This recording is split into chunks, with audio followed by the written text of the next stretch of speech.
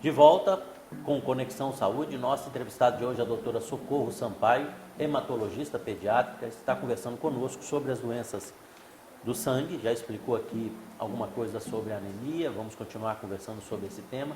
Você pode participar, aproveite a presença aqui da doutora Socorro, o telefone é 929-8111-4512. Doutora Socorro, então nós conversamos no bloco anterior sobre a questão da anemia, né? Você explicou muito bem essa questão da anemia ferropriva. Ainda na questão que a gente explora bastante aqui, para tentar ajudar, né? Nossa audiência é muito grande, inclusive no interior, para tentar ajudar a esclarecer as pessoas em casa justamente com essa informação sobre do que pode ser perigoso, do que não pode, né? E sabemos também a dificuldade de acesso em muitas localidades, mas nessa questão da verminose, né? Criança é ruim porque, eu sempre digo isso, que é diferente você atender um adulto, que o adulto está doendo aqui, doendo ali, dói, né? O pediatra, ele tem muita atenção nos sinais, né, que a criança está demonstrando, mas a mãe, nessa questão de verminose, ela pode suspeitar de alguma coisa? Existe algum sinal, algum sintoma da criança que ela pode suspeitar? São vários tipos de vermes, né?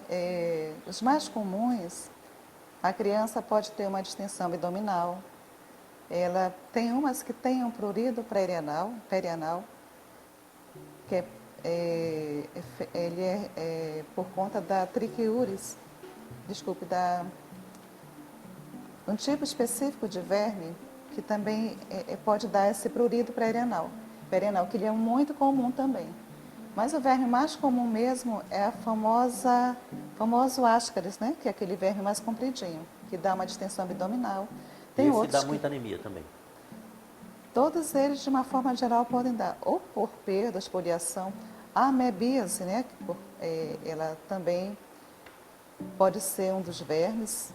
Ela costuma dar dor abdominal, pode dar diarreia, essa diarreia pode vir com muco, às vezes até com sangue, né? Que é algo que tem que ser chamado a atenção.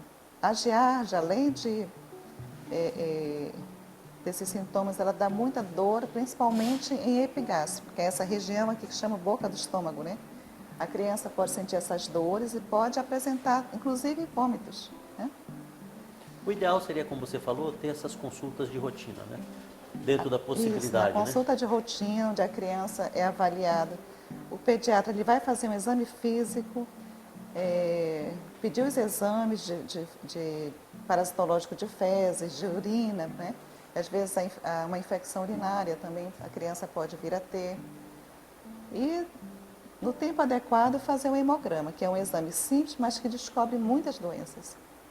Ok. Ainda no sangue, quais são as doenças mais comuns do ponto de vista de doença maligna, né, de câncer, né? Explique para a população que existe o câncer no sangue, né, que as pessoas muitas vezes só relacionam com tumores sólidos, né, quando o câncer acontece em algum órgão sólido, né, um tumor no fígado, um tumor na próstata, mas enfim, e é alta a incidência em crianças e ou em adolescentes de doenças malignas no sangue? Então, a hematologia, né, que ela cuida das doenças do sangue, as doenças benignas e malignas, nós falamos há pouco da anemia. Dentre as malignas, nós temos as leucemias. As leucemias, elas são o tipo de câncer mais comum, né, na criança. De uma forma geral, em primeiro lugar, a leucemia. Em segundo lugar, os tumores do sistema nervoso central, que são os tumores da cabeça. E, em terceiro lugar, os linfomas, que é o câncer das glândulas, né? E as leucemias, elas têm, assim, no Amazonas, elas têm, assim, por número da população, é o lugar do Brasil que tem o maior número de casos. Por base populacional, o Amazonas ele é considerado o estado que tem o maior número de casos por base populacional da região, né? E quais são os sintomas da leucemia na criança? É diferente na criança e no adolescente? Não, os sintomas são muito parecidos, né? Para entender um pouquinho, vamos imaginar o nosso osso, né? Dentro do nosso osso, nós temos a medula óssea, que é o nosso tutano. Nessa medula óssea, nós temos a produção dos leucócitos, das hemácias e das plaquetas, que são as células do sangue. A leucemia é quando nós temos uma alteração em uma dessas células, uma célula da medula, chamado blasto, né? Então, esse blasto ele vai proliferar, ele tem uma alteração desse clone, né? Ele vai proliferar, ele vai ocupar essa medula, né, esse tutano do osso, e vai, não vai deixar que essas células normais proliferem. Ou seja, vai levar a uma deficiência de produção dessas células e vai repercutir na criança. O que ela vai apresentar? Com a diminuição dos leucócitos, essa criança vai vir apresentar infecções. Com a diminuição das hemácias, ela vai apresentar anemia. Com a diminuição das plaquetas, ela vai apresentar sangramentos, né? Isso para nós vermos a questão dos sintomas, né? Então, a criança com leucemia, ela pode apresentar anemia, pode apresentar sangramento e pode apresentar infecções. Quando essas células saem da medula, que elas vão para as glândulas, vão para o baço, para o fígado ou qualquer outro órgão do organismo, ele pode vir apresentar o aumento das glândulas, né, que é o aumento dos linfonodos, pode vir aumentar o aumento do abdômen por conta do baço e do fígado aumentado. Também pode afetar os olhos, né, que são os cloromas, pode ter infiltração do sistema nervoso central, que dentro da cabeça a criança pode vir a ter muita dor de cabeça, pode chegar até a vir, num caso bem extremo, vir a ter algum tipo de convulsão ou mesmo alteração de visão. No testículo também poderá vir a ter infiltração, o testículo aumenta. Geralmente, em primeiro diagnóstico, né, diagnóstico de primeira, que a gente chama de caso novo, as crianças elas têm nós temos poucos casos de infiltração em testículo e infiltração no sistema nervoso central. Geralmente são nas recaídas que eles vêm se apresentar. Você falou muitos sintomas, mas assim, o que é no início, tem como a mãe desconfiar nessa questão? Porque muita gente, infelizmente, não faz seus exames de rotina, né? Uhum. Já não faz em si mesmo, que precisa fazer, imagina na criança. Mas, então muita gente não faz. Tem algum sintoma de alerta? E vocês que atendem muito esses casos, ainda chega em casos mais avançados ou consegue diagnosticar precocemente? Tem algum sinal de alerta que os pais podem lhe ajudar? A anemia é a primeira manifestação que essa criança vem a ter. Mas quando eu falei no início, lembra que 70% a 80% da população pode vir apresentar anemia. Então, é um dado assim muito vago ainda. Mas anemia, sangramento, a criança pode vir apresentar aquelas lesões de pele, as manchinhas, né? Chamado petequias, ou mesmo quando bate, faz uma equimose. Fica roxo, né? Isso, tem as manchinhas roxas. Algo que eu não falei ainda, mas as dores ósseas também são frequentes. Lembrar que a faixa etária de aparecimento das leucemias mais frequente é de 2 a 5 anos.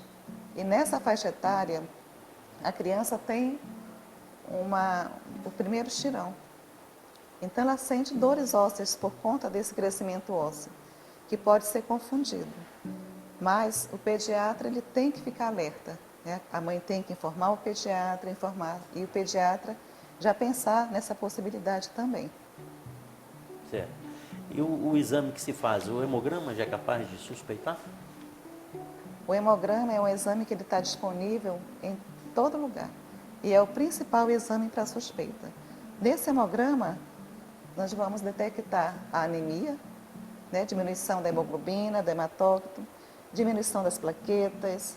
Os leucócitos eles podem estar diminuídos, mas podem ainda estar normais e podem estar aumentados à custa das células da leucemia. Certo. E quais seriam a abordagem, o tratamento, como seria? Na suspeita de uma leucemia, a criança ela tem que ser investigada para confirmação. Essa investigação ela tem que ser feita por um médico especialista. Então, o pediatra encaminha com a suspeita e o exame que é feito para confirmação diagnóstica é chamado mielograma. O mielograma é um aspirado da medula óssea. Lembra que eu falei inicialmente do tutano do osso? Então, é feito um aspirado desse material e desse aspirado são feitos vários exames, entre eles a análise de uma lâmina para ver se tem as células da leucemia, né, que são as células blásticas.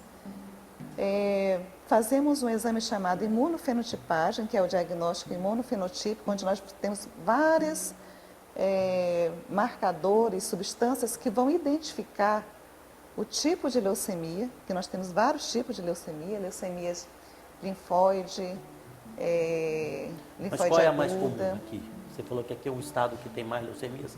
Tem uma mais frequente? Tem. De um modo geral, a mais comum é a leucemia linfoblástica aguda. Ela está presente em 80% dos casos, né?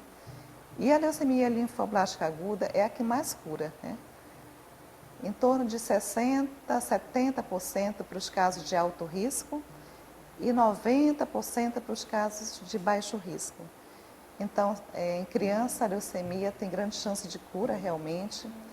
E isso é muito bom, né? Eu, como pediatra, termos nossos pacientes com grande chance de cura. É algo que nós podemos também colocar para a família isso, porque antes da década de 70, a maioria das crianças a gente não conseguia salvar, então a maioria morria mesmo. Hoje em dia, há grande chance de cura, então nós temos muitos Houve pacientes evolução curados. nos medicamentos? Isso, o tratamento que antigamente eram únicos, né? Monoterapia, hoje nós temos poliquimioterapias, então, e são feitos estudos, né, para avaliações, e com isso tem melhorado muito, aumentado a sobrevida, e hoje, além de buscar um aumento da sobrevida, que é um aumento de chance de cura, também uma melhora de qualidade de vida, né?